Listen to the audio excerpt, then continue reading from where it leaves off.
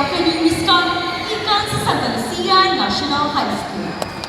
Kaya usahan o kalambuan.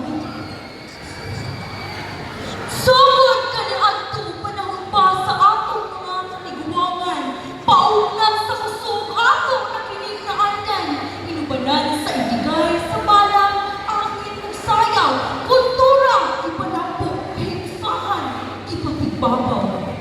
Matagsuong sa nasod na isama sa usang kaumang. Diin ang mga kampyon, itisok, ipatubo, iamuma.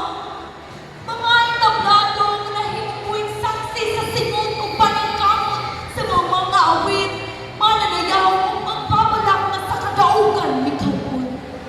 Mga atleta na misubang sa tananghagin o kalistanan kay kinikabahid sa higit na dalang na ilang kilaktan.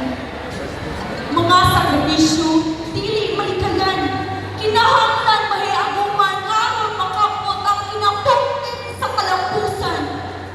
Dili sa yun, apan dili usab kini posible. Ang paningkamot o kahugi, magbunga o sobra pa sa doble. Nunod, niini, disiplina, o pagbaton sa maayong pamatasan, kinahanglan ng kanunay itisok sa alin patakan ng tunghan. Mga medalya o tumo na ang man sa kadaghanan, kaparutan, dili ang ngayon sa bayan sa mawalang panara o laugan.